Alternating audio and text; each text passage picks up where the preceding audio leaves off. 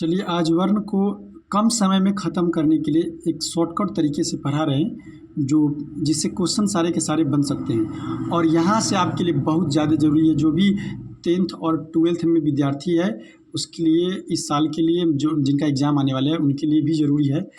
तो अब यहाँ से आपको फोकस रहना है क्योंकि यहाँ से ऑब्जेक्टिव सारे आते हैं। वर्ण के कितने भेद है? तो वर्ण के 2 भेद है, स्वर वर्ण और व्यंजन वर्ण। फिर स्वर वर्ण के कितने भेद है? तो स्वर वर्ण के 3 भेद है।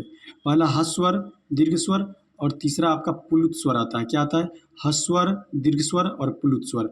ह्स्वर तो जिस कम समय लगे यानी जिसके उच्चारण में कम समय लगे उसे ह्स्वर कहते हैं। इसके उदाहरण में आता है अ, हर्ष ई, हर्ष उ और री।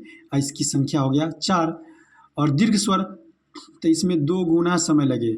जिस स्वर के उच्चारण में ह्स्वर से दुगुना समय लगे उसे दीर्घ स्वर कहते हैं।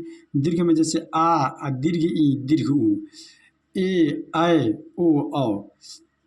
आज ये भी जान गए कि हाँ इसको कहा है हर्ष ई और हर्ष उ कहते हैं। इसको क्यों दीर्घ ई और दीर्घ उ कहते हैं? क्योंकि इस थोड़ा सा इसीलिए हम लोग पढ़ने के लिए तो बोल देते हैं जल्दी जल्दी दोनों को एक ही जैसे, लेकिन ऐसा करना नहीं है।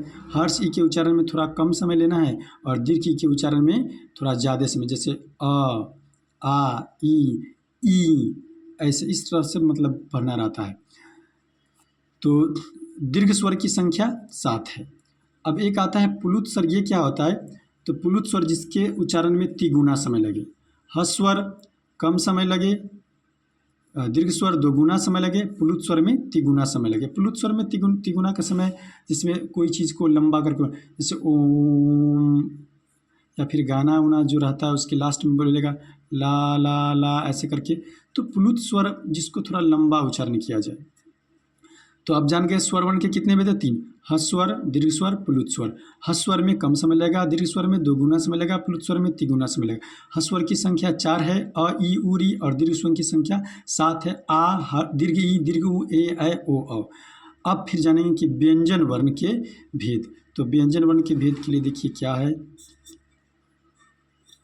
व्यंजन वर्ण के 3 भेद है। स्पर्श या वर्गीय व्यंजन वर्ण, ऊष्म व्यंजन वर्ण और अंतःस्थ व्यंजन वर्ण। स्पर्श या वर्गीय व्यंजन वर्ण किसे कहते हैं? तो क से लेकर के म तक के वर्ण को स्पर्श या वर्गीय व्यंजन वर्ण कहते हैं।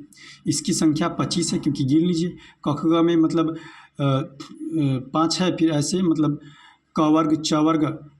एक क्वेश्चन ऐसे भी आता रहता है कि क ख ग किसे कहते हैं, ऐसे पूछ दिएगा किसी से तो थोड़ा दिमाग घूम जाता है। लेकिन इसका जवाब है कि क वर्ग को क ख ग कहते हैं, च वर्ग को च छ ज झ कहते हैं। तो इसी तरह से 5 वर्ग होते हैं हिंदी व्याकरण में, क वर्ग, च वर्ग, ट वर्ग, त वर्ग और प वर्ग।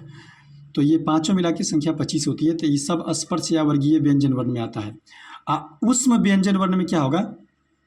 तो तलावे सा, मूर्धनी सा, डंटी सा और ह को ऊष्म व्यंजन वर्ण कहा जाता है। अंतःस्थ व्यंजन वर्ण किसे कहते हैं? तो य, र, ल, व को अंतःस्थ व्यंजन वर्ण कहते हैं। इसकी संख्या 4 है। और इसी तरह से आगे फिर देखने के लिए इस चैनल को सब्सक्राइब कीजिए और इस चीज़ को फिर से एक बार आप रिवीजन कर लीजिए या फिर वीडियो पॉज करके उसको ऐसे ही बना लीजिए और लिख लीजिए।